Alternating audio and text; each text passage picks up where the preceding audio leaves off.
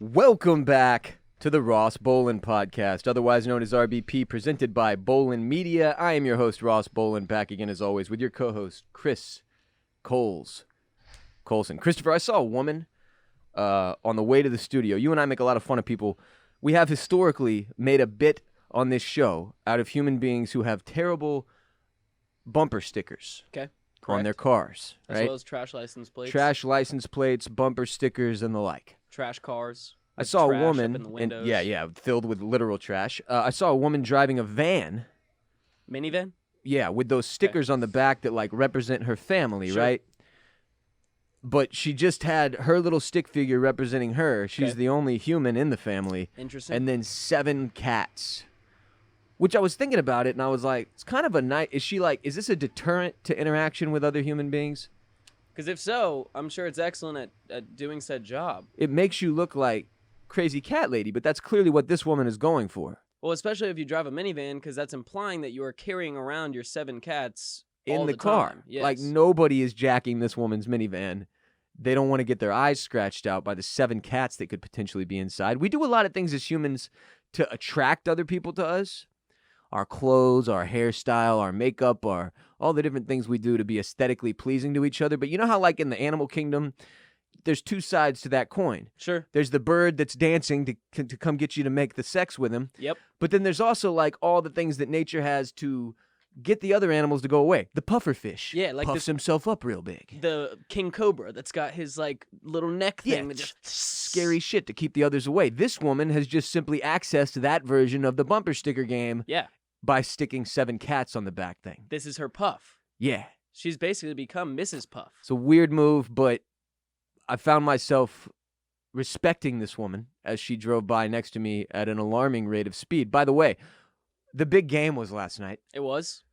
Wasn't so great, though. Was not. It was a little bit trash. We were all hoping for more of a competitive situation. At least a close game. Tom Brady and the Tampa Bay Buccaneers, as a Pirate podcast, we have to be happy for them. I guess so. This is a big moment for us, and Brady has now won 7 Super Bowls. Which is crazy, as that is more than any NFL franchise, period. The Pats and Steelers have both won 6 Super Bowls collectively, I believe. Correct. Brady has won 7. 5 Super Bowl MVPs. Which 5. is wild. When J-Bone hopped into stream last night, reoccurring guest Jared Borslow, he was trying to get us to bet on the MVP odds for some guy. Oh, I bet on him. Mecole Hardman, correct? Didn't go well. And I was like, dude. That was J-Bone. $20 down the drain, Jared. $20. It's gonna, like, if the Bucs win, it's obviously going to be Brady, because if he goes out, they're going to want him to go out on top. I still don't know who that guy is that he convinced me to bet on. Was that their running back? Apparently, he was a wide receiver that also did special team stuff, and he's had a kickoff return in once every 5 games or something. Idiotic. And J-Bone was expecting him just like have the game of his entire life. And I had him team. and Tyreek Hill for my MVP Tyreek, I picks understand. before the game, and neither one of those panned out very well. But for real, 7 Super Bowls is completely nuts. Like, imagine being that good at your job, that often you end up at the top at the end of the year. That's fucking crazy to me. I'm also happy for Gronk. He's played in 19% of Super Bowls or something like that. The breakdown on the percentage of Super Bowls that Brady has participated in, the amount of touchdown passes he's thrown, like the percentage of touchdown passes from any Super Bowl that are his touchdown passes is crazy. Like, they broke down all these numbers on all the different sports websites last night. And just in general, look, I don't know what to make of Brady. He's a bit of a weirdo. I'm not like a Tom Brady guy. But you have to respect the hustle and the grind. This dude is ancient in sports years. Absolutely. And he's still out there. It's not like this was Peyton Manning his final year with a limp wrist fucking throwing dead ducks all over the field and just getting lucky or whatever you want to call it. I mean, he's still slanging that thing. It was an impressive all-around performance. Also, The Weeknd as the halftime show. I am a huge fan of The Weeknd, all right? I love the dude. I hated this whole the statement about Hollywood and how we alter our faces to change our appearance to appease other people. That whole deal was like not deep enough. It was a weird attempt at saying something deep that didn't work. But that was why he was doing all the face stuff? Yeah, he finally answered the question. Somebody was like, what's this insane 7-month fucking spectacle you've been putting on? And he was like, it's a statement on how we're vain. People were like, that was it? That was the whole reason for the puffy face and the giant bandages? And anyway, crushed the halftime performance. No guests. Love that. Goes on his own hit list. This dude has not even been in the game that long. You got to remember, usually it's like Beyonce or Janet Jackson, somebody who's had like a 20 fucking year career. This dude is young, and he's already a Super Bowl performer caliber hit list. That is crazy, and he was phenomenal. I love The Weeknd. I'm going to make a prediction for next year's Super Bowl. Yeah. Lil Nas. X? Yeah. He keeps tweeting about having huge titties now. Is that actually true? Yeah, he's got great titties. Dr. Miami. That's great I'm happy for him, man. I've always wanted to see a cowboy with great big titties. Dr. Miami did the work. Saw him quote tweet it. Beautiful. Looks like they're working together, living in happy harmony. Good shit for The Weeknd, though. I believe the Super Bowl halftime performance is almost entirely based on what you thought of the artist before the performance. Like, if you love their hits, you're going to love their performance. If you're not a Weeknd guy, then you were probably like, wow, those were a lot of songs about cocaine. Well, did anybody go into the Katy Perry, did even Katy Perry stands walk out of that Super Bowl halftime show feeling good about it? I felt really good about it. Yeah? That was one of my faves. Really? All time. If I was on acid, I probably would have loved it. Dude, the Sharks, that was unforgettable. We're still talking about it. It did lead. It's effective Super Bowling. Did lead to the rise of Baby Shark. Did it? Probably. Please don't. I'll get the Culturally. melody stuck in my head, and then it's just the rest of the day. RBP 372 is brought to you by Felix Gray. There are a lot of blue light glasses on the market, and to lump them all together is like lumping Honda Civics in with Teslas as cars. Screens produce the most blue light at a certain point in the spectrum, 455 nanometers, and most clear blue light glasses filter 2 to 3% of the blue light from screens, while Felix Gray filters 15 times more. They're phenomenal. Y'all have seen me wear a couple different pairs of Felix Grays over the course of the last couple years. I wear them almost every day. I've got the Faraday frames in clear. I love them. I've got the Nash frames as well. Also phenomenal. They've got their more advanced sleep glasses that relieve serious daily eye strain and were specially designed for late night screen time to improve sleep. Y'all know I'm on my screens all day, every day. So are y'all. Everybody is now. We got to use Zoom just to do all of our meetings. Everybody's on a different platform to get video messaging calls in for work. We got to keep up with our families as well. Felix Gray features highly curated, timeless styles made from Italian acetate for stylish, durable, lightweight, super comfortable glasses. The original optical lenses relieve most eye strain symptoms from daily screen time.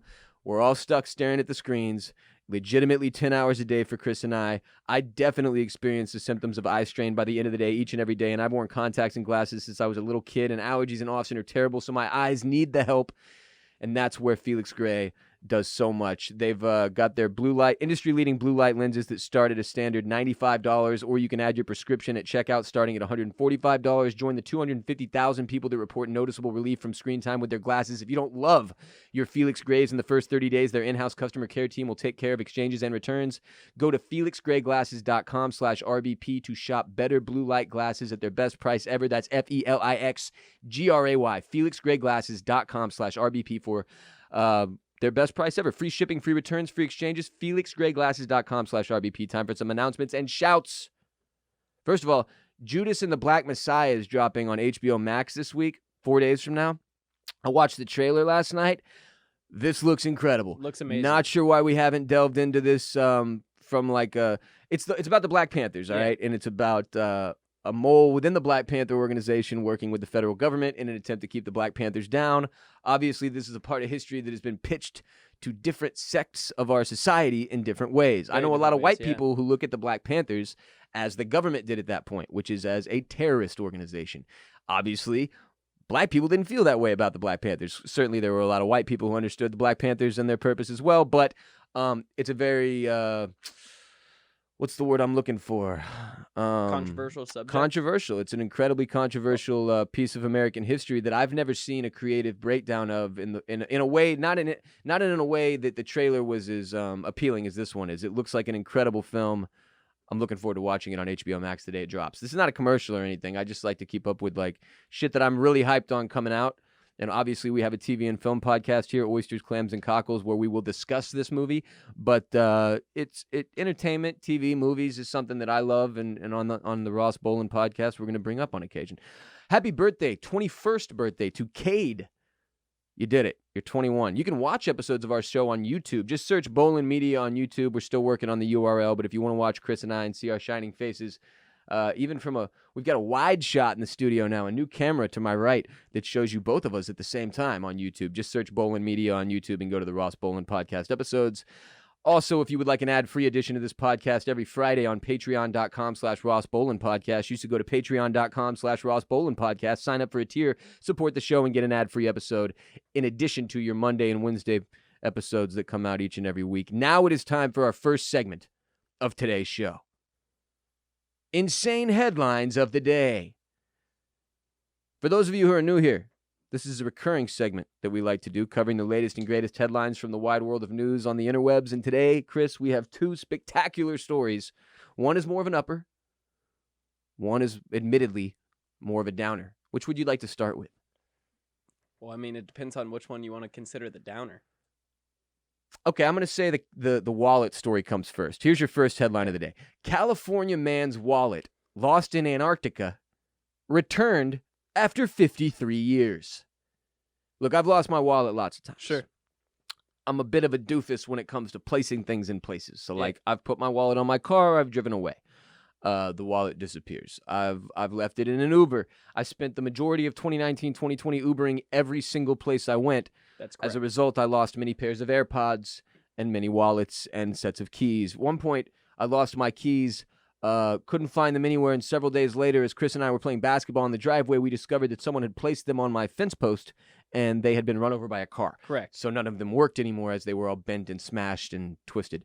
No idea how any of it happened. No idea how they ended up on the fence post, but somebody returned them. Yeah, somebody did. And somebody returned this guy's wallet after 53 years. So 53 years after he lost it in Antarctica. So I was considering this one the downer just for the sole purpose, or the idea that, you know, if you leave a wallet in Antarctica 50 years ago, at this point, like, I don't want it back. I want a remnant of myself in Antarctica for all of eternity. So you think this dude's bummed that the piece of him that he had left in Antarctica, like, they returned it, and he was like, no, God damn it, somebody cool was supposed to find that, like the aliens 1,000 years from now. Exactly. Like, what is he going to do with the beer ration punch card that he got from 1952 or whatever? So Paul Grisham, 91 years old, of San Diego, California, arrived in Antarctica in October of 1967 as a Navy meteorologist. First of all, what does a Navy meteorologist do? Why does the Navy I'm betting they do meteorology, but this is like one of the coolest things that you could do as a human being. Be sent to Antarctica,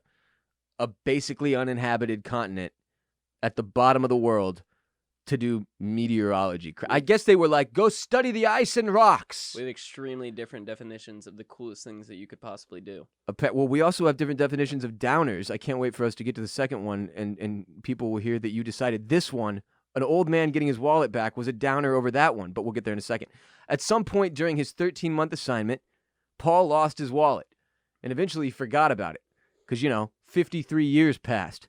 Until last week, Grisham told the San Diego Union Tribune, I was just blown away after he received the wallet by mail on Saturday. There was a long series of people involved who tracked me down and ran me to ground. I don't know what that means.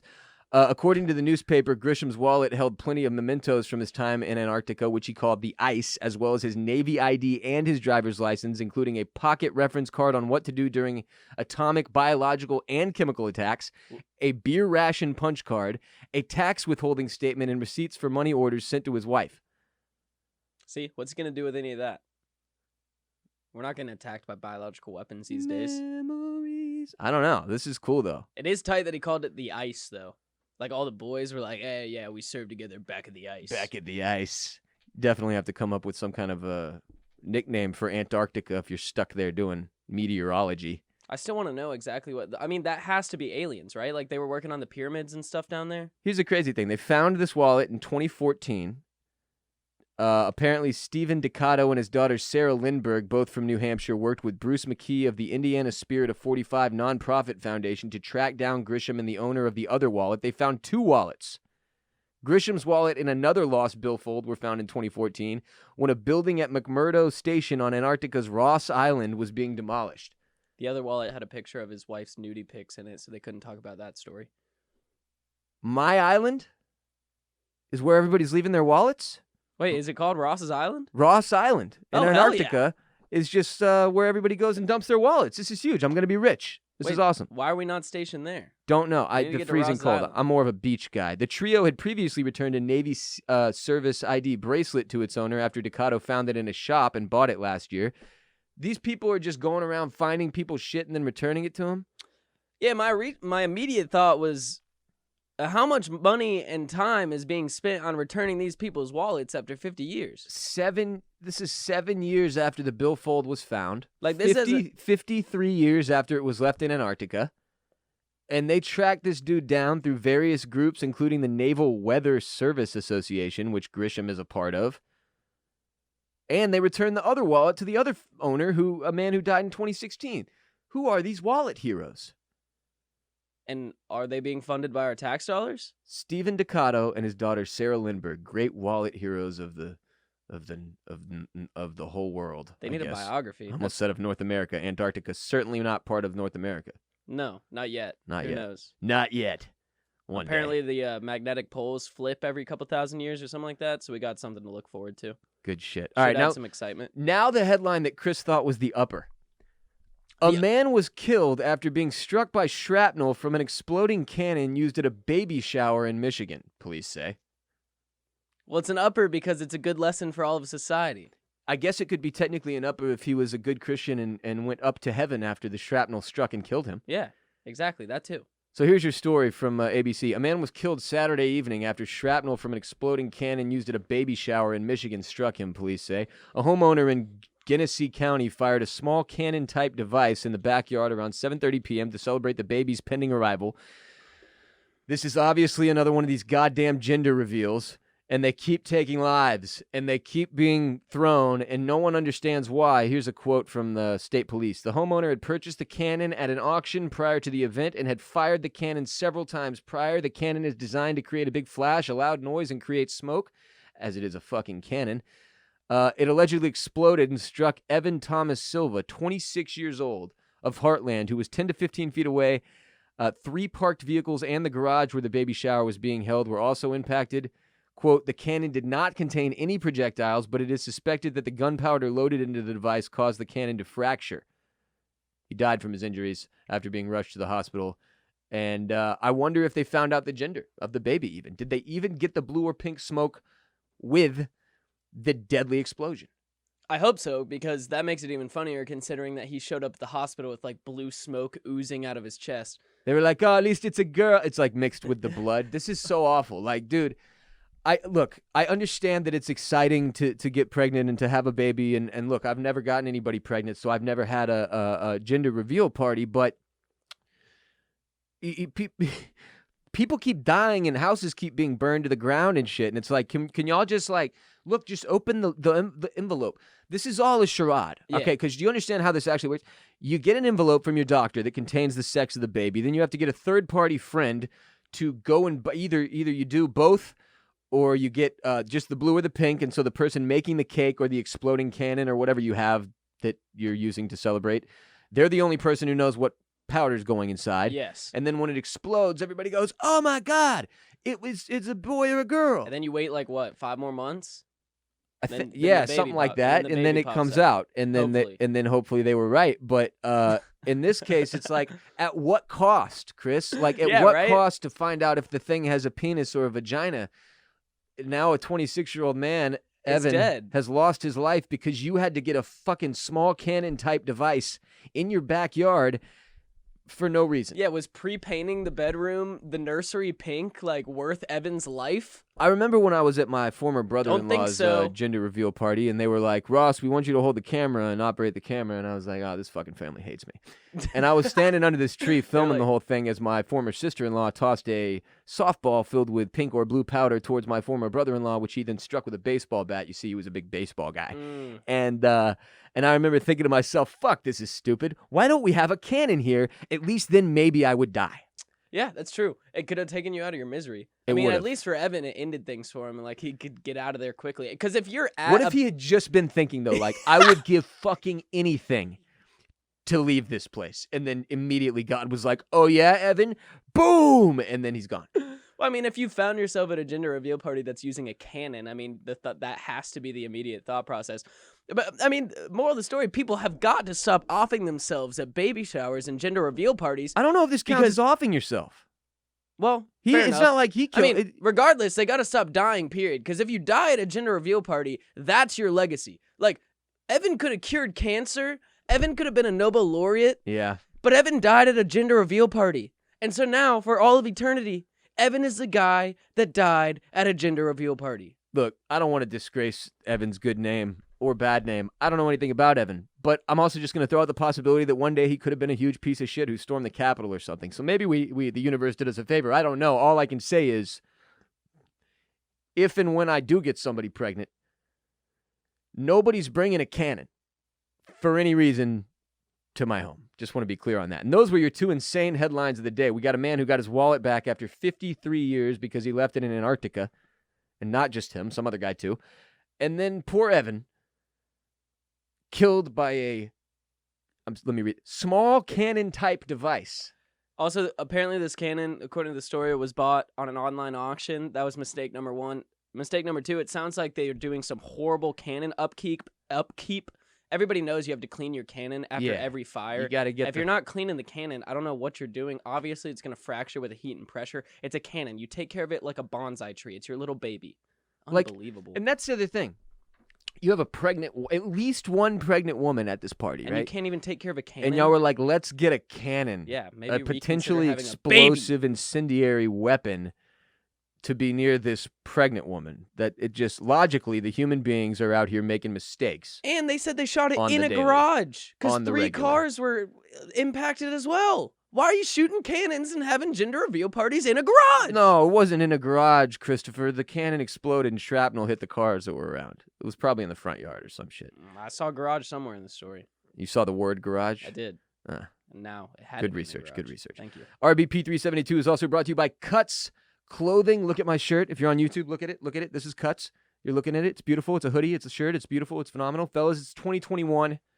We're kicking 2020 into the rearview mirror. It's time we start dressing for the occasion. And for the man that's always on, there's Cuts Clothing. They've taken a classic men's fashion staple, the plain tee, and refined it, combining premium quality with minimalistic aesthetic.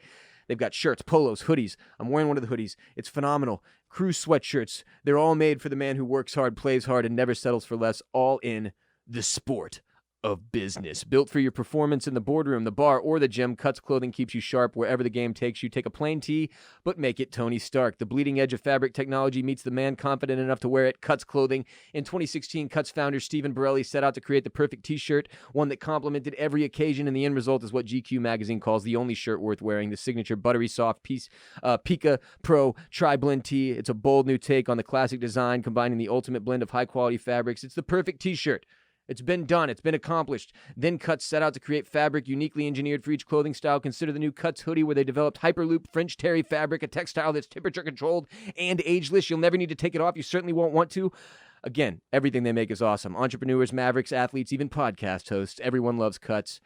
It's the only shirt worth wearing. Let's kick off 2021 the right way, starting with your wardrobe. Get 15% off your first order by going to cutsclothing.com/RBP. That's CUTS clothing.com/RBP for 15% off. The only shirt worth wearing. It's phenomenal. Look at it. Look, watch. Boom. Wow. Now I'm a Jedi That was sick. because of this hoodie. That was impressive. Chris is aroused. Have You have some Cuts. I do. They're extremely comfortable. They They're- really are the only shirts worth wearing. They're comfortable. They're good looking. They're cut well, as the name would imply. I put them on. My titties immediately popping. Titties. Cutsclothing.com/RBP. 15% off, the only shirt worth wearing. Next segment. Real quick, I'd like to make an observation. Observe. In 2002, the Tampa Bay Buccaneers won the Super Bowl. In 2003, do you know what team made the Super Bowl? The No. Carolina Panthers. Oh. So, good sign for us moving forward. Oh, you're saying if the pattern holds, you'll make the Super Bowl next year. That's correct. I wouldn't count on that. Monday mental health message. I'm counting on it.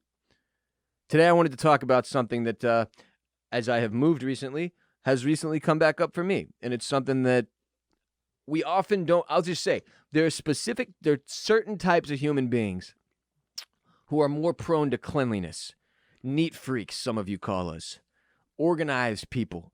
I'm somewhere in the middle between the neat freaks and the fucking messy, disgusting slobs. I would say you lean further neat than slob for sure. I'm a minimalist. You're a pretty clean I person. like to keep, and here that's what this segment is about. It's about keeping your space, whether it's your home or your apartment or your office or whatever space you spend a lot of time in, free and clean, right? Clutter-free and clean. A clean space means a clutter-free mind. The more shit you have piled up around your house, your home, your apartment, your bedroom, the more uncomfortable you are, the more distractions, the mess, the more anxiety, discomfort. Like, you don't realize that your space, the place that you spend the most time, the place is that you spend the most time, your office, your home, usually for most of us who are adults, the more comfortable, the happier those environments make you based on the decorating, based on the cleanliness. That stuff helps an enormous amount, and you need to feel at home and comfortable and organized in your spaces to feel the same way in your head. So it's why moving is so stressful, right? You're uprooting everything from your space, and you're putting it in a new space. And then you don't really feel comfortable until you've gone through that space and organized everything in a way that makes sense to you and fits for you and is visually appealing to you. And that's why we create our homes the way we do, right? And every animal has a version of this, but the humans, we've obviously got the most advanced one. We're doing shit like art on the walls and sculptures and feng shui and all these different styles of homes and furniture and decorating that you can do. And it's a complicated space, but really the thing that people lose in the totally complicated nature of it all, in the million places you can buy things for your home and IKEA crap, is that what matters is that you love it and that you feel at home there and that it's a place of comfort for you. A lot of times people spend too much energy and effort trying to make their homes impressive to other people. And why? Other people are in your home. Like, I notice this a lot. I'll go to a friend's house, especially in 2021 in the year of, post-COVID nightmare 2020, but still in the COVID nightmare. I went to a friend's house. I'll go to a friend's house. This happens all the time. And I'll notice a room where I'm like, so this room is literally worthless unless someone is sleeping here? How often does somebody sleep here? Like, I don't know, like once a year. So you have a whole room in your fucking house that's dedicated to somebody sleeping there and no one ever sleeps there? It just is insane to me. Like, why don't you do something dope with it? Like, that's a room that exists simply for the comfort of someone else that may or may not come. And I get it. You need a guest room for your family or your friends or your guests or whatever. But also make that room, like, serve a purpose for you. There's just a lot of shit like that about our homes that we don't consider. And when you're moving, especially, and you end up with a ton of clutter and things piled in boxes, it can feel incredibly overwhelming. And my advice as somebody who has now moved several times in his life is to attack that shit ASAP. You don't want to leave your boxes and your setup in limbo. You want to get it set. Because, like, and here's how I know this. As a dude with panic disorder, moving transitional periods are always one of the more hectic and anxiety-filled periods of my life. That transition, and with my panic disorder, a lot of it is tied to abandonment issues and my home from when I was growing up and, like, teenage issues that I went through. So my place, my space, it means a lot to me. And obviously there's levels to that for every single human. For me, it's incredibly important that I focus on this, but it makes it obvious to me that everybody has a degree of this that they have to focus on and accomplish. And to take your space, make it your own, and put love and care and take that time. Like, oh, when do I do it? Like the weekend. You just moved this weekend, cancel all your fucking plans. You need to be settling into your space. You've just got a new job. You just got a new office. This weekend, you need at least a day. Give yourself 6 hours. Get your office set up. Put the art on the walls. You know what I'm saying? It's like you get your space and make it yours so that you're as comfortable as you could be in it. And too many of us don't think about this at all. I got friends, especially dudes in their 30s, who if they sent you a full video of like a tour of their apartment, it's like the one you would lazy be concerned. boy. It's the one lazy boy with just the flat screen on the floor with the PS4 right next to it. Yeah, it's a 24-year-old's apartment. It's like, look, 10 years have passed. We need you to up your shit. And it still hasn't. But like, you have to care for your space, your place, and put the time and energy and effort into it to make sure that it's like, that it's yours. Absolutely. That you feel at safe home in and it. comfortable. Yeah. And it was like, honestly, dude, in 2020 after the divorce, I had to do that with what is now our office. Yeah. get my whole shit settled there. Then after several months of settling, I was like, okay, this is great, but this place also makes perfect sense for us for an office situation, and I am now living in my office, which has been a weird thing for a 33-year-old, so I got to get the fuck out of here. So I moved out. Bolen Media HQ is now Bolen Media HQ. I'm super excited to have, like, a content house. All these TikTok kids, Coles, they've got TikTok houses. Yeah, the Sway House. We needed a house. Yeah. That could just be for content, for team content, #team content.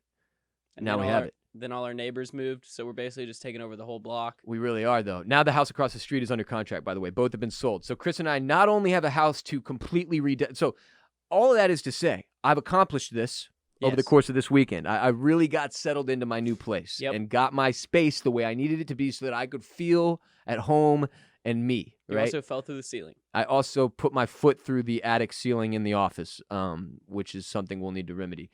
Which brings me to my next point. Now we have another project. Remedy the ceiling? We got to get Bolen Media HQ to be our space 100%. as a company. And that's something that Chris and I are going to get to do over the next few weeks, too, with the help of producer Mike and actually J-Bone as well, because I need some technological stuff. Anytime wires are involved, I just have to text Mike. I'm like, Mike, could you come make my house work with these computers and screens that I need to do my job? And he does. Well, that's with how it works. The making space your own and everything like that, I've noticed that it's so important to me because I personally feel so out of control so often. And my space is my one place that I can control. You can exert control. Exactly. So I like get into my own space. I have everything set up where I want it to be. I turn on my what are the fragrances called? Like aromatherapy or whatever that has the smoke coming up out of the thing. I don't know, but I walked into my hallway this weekend and the girlfriend had one of those going, and I was like, "What the fuck is that?" Yeah, it was spitting like steam, little smoke out the top of it. It looked like an egg, though. And they glow. Does hers glow? Yes. What is that? Yeah, I have no idea. I honestly didn't ask for an explanation. I just ran. I was like, I always just put in the lavender one. Humidifier or something. I don't know what that thing is called. It gets me feeling fantastic. I think it's called aromatherapy or something. It smells incredible. Yeah, smelled very nice. You can get different ones that apparently have different effects on your mood and like serotonin levels and stuff. You know how like smells have a lot of people listening too. Just went like, sure. No. These hippies know what they're doing. Yeah. They know what they're doing. Y'all don't have enough faith in the hippies. I didn't either. I promise you, you walk into a room that's got that thing running for a couple minutes, you walk into it, and it's got the lavender or eucalyptus, like, spreading throughout, spreading throughout the, what did I say? Eucalyptus? Close enough. Yeah. We used to have a little eucalyptus spray in our steam shower at the country club back home, and you'd spray that thing in there, and you could sit back, and it'd clean your lungs completely out. It was incredible. Y'all don't even know. Rich people, especially women, the shit they got going. Blow your damn mind. They got a whole like greenhouse in the backyard. It's fucking chaos. Yeah. You ever been in a rich woman's shower? Yeah, actually. My ex had what is all that shit? She had like she was all in on all the different cosmetics and everything like that, bro. I did not know how many different types of shampoos even exist. Shampoos, body washes, face washes, retinol cream, face cream. I just remember I talked to my mom. It goes deeper and deeper and deeper and deeper, man. There's so many layers. I talked about this after I took a shower at my mom's house like a year ago. I remember I was visiting my mom and I came back and did the show and I was talking about how insane like going into a woman's shower is like Narnia. Yeah, because it's what 7 different shampoos. One is for color, one is for dry hair, one is for like length, one is for volume, and it's like I don't know which of these to pick. Also, one of them is $160. Yep, exactly. One of them is $10.99. Exactly. If you pick the wrong one, you're getting fucking yelled at. And it's not like, oh, I'll get away with a little dop in my head. No. Nope. They know. They know how much is in there. They can smell that you've used which one you've used, like because it lingers after you're out of the shower. So the first thing they do is go back to that bathroom and get a little like a rat, and then they know exactly what you used. Fucking exactly. And then it's like, hey, did you use the shampoo that's in a blue bottle? And you don't know whether to say yes or no. And so you're like, yes. And she's like, oh, that's $172 per ounce. Never touch it again or I will literally take your penis and throw it. That's actually made from the dog hair from New Zealand sheephounds that live their entire lives sniffing out black truffles in the outback. So I'm going to need you to, if you could just squeeze that liquid back out of your hair and put it in a bottle. Juice it back in the bottle for me. Meanwhile, dudes are like begging for a sponsor from a podcast like Hawthorne so that we can get a shampoo and conditioner that's actually made for our fucking hair. We don't know about any of this shit. And I know there are guys listening who are like, bullshit, my mom raised me proper. I know all about this. But there are also guys that are listening that are still using 3-in-1s. There's at a guy 29 listening. years There's old. a guy listening right now, Chris, who washes his hair with a bar of Dove soap. Who gets into the shower and goes, I'm going to use this Dove soap on every part of me. Washes his face, his fucking ears. His ass with, crack. with Dove soap. Yeah. Yeah, and he starts with his asshole. Gets the bar in there real deep, nice and deep like, and then he goes to the hair. This has been your Monday mental health message. We hope it has helped you learn how to reclaim feng your shui space. your showering specifically. Yeah. Honestly, I do eventually want to be one of those people that has a window in my shower, and I can also have a plant in my shower. Because I just feel like the vibes there That's huge. are incredible. In a brass shower head. You want to talk about, I'm with that. Like copper or brass, Yes. not stainless. I'm with that. I feel like the vibes right there would just be incredible. It's like we're talking about making your space your own. Yeah. A lot of people don't put thought into their shower. No. You know, like But- Dove soap guy. He's Yeah. just in there with literally a bar of Dove soap. But you don't know. They got all kinds of shit for these things. Get yourself a lovely shower caddy that you can put all your things in. Shower caddy has changed the game for me. Yeah. Some shower slippers to slip on after I hop out of the shower also completely changed the game for me. Genius. They're like $3. Actually, I might have even stolen them. Might have even stolen them from a hotel. I'm not gonna lie. Hey, you got to take what you can get from those hotels, Chris. You use the guest bathroom all the time. You're aware that there's a drawer in the Bolen Media HQ guest bathroom with like 75 small shampoos and conditioners and body washes. And for all of you listening right now who are like, oh my God, is Ross one of those hoarders who steals everything from the hotel? No, but I take what I deserve. A small cut. Now, I'm not grabbing the entire 42 shampoos from under the sink, but I'm taking 6 or 7 of them shits because what if? The other day I was in the shower and guess what happened, bro? Ran out I of was out of shampoo. body wash. I was out of body wash. I'm waiting for my new delivery from Hawthorne. So I go to the other bathroom and I open the drawer and guess what? There's a body wash from 6 different hotels on 4 different continents for me to pick from. Baddie wash is just what you call your body wash because you a baddie. That will do it for today's show. But before you head out to take on the world, it's time for some very important announcements. If you're new here, you've been saddled with 3 legal obligations as a result of having listened to this entire podcast. The first of which is you must rate and review. Give Chris and I 5 stars and write a few sentences about why you love us and our show. And then that's it. You check that box and move on to number 2. Tell one person that you know about this show this week. It could be a friend. It could be a family member, a coworker, a neighbor. Maybe it'll be your mailman named Gary. You share the Ross Bolen podcast with one person, and then check that box and move on to your third and final legal obligation, which is to support our sponsors who support us. Get yourself some Felix Grays now, you other glasses-wearing buffoon. These are much better. FelixGrayGlasses.com/RBP will get you 15% off. I will not beg. This is for you. They're the best. Go get you some. Also, CutsClothing.com/RBP for 15% off, the only shirt worth wearing. I'm wearing Cuts 2 or 3 times a week at this point. The proof is in the pudding, and I am the pudding. And this is the proof. The man doesn't lie. If you're watching, it's on my body. I'm wearing it. Support our sponsors. Do your thing. Appreciate y'all. Check all 3 boxes. I can call off the dogs. We don't have to see each other in court, and we can all live long and prosper. My name is Ross Bolen. I'm on Twitter, Instagram, and Snapchat at WRBOLEN, at WRBolen. You can also find Chris and I and other members of our squad, including J-Bone, Shitto, who's going to be our guest tomorrow, by the way. For everybody who wants to learn about Bitcoin tomorrow, we're going to have a couple of Bitcoin experts on the show. One Shitto, if you don't know, don't worry about it. And one J-Bone, if you don't know, also don't worry about it. You'll meet both of them tomorrow, and we will learn everything we need to know about the coin that is Bit. I'm sure we'll talk some Doge, too. Probably hair too. Shitto has great hair, so you're a maybe we'll Doge get investor? we'll get back into shampoos and stuff like that. We'll just continue the shower talk. Yeah, with we'll ask Shitto. Shitto how he's taking care of Shower his talk locks. with Shitto. Shower talk with Shitto. There Perfect. you go. But seriously, gonna have a couple of great guests on tomorrow's show. It should be hilarious. Very much looking forward to it. Chris, where can we follow you on social media? You can find me on Instagram at ChrisSC99. You can find me on Twitter at Q0ULS. You can find me on Snapchat at Chris_Coulson. That's COULSON. Whether or not you were aware of this does not matter, because you're about to be made aware. We have a TV and film podcast here at Bolen Media called Oysters, Clams, and Cockles. It's available wherever you listen to RBP, and if you love TV and movies, you will love OCC. Oysters, Clams, and Cockles, check it out. And that will do it for RBP 372, produced by Mike Moody Garcia of Permanent Record Studios in Austin, Texas. Chris and I will be back on Wednesday for RBP 373, and then, of course, on Friday on patreon.com/Ross Bolen Podcast for another ad-free, premium edition of RBP for everybody supporting our show, making sure we keep on growing and showing on patreon.com/Ross Bolen Podcast.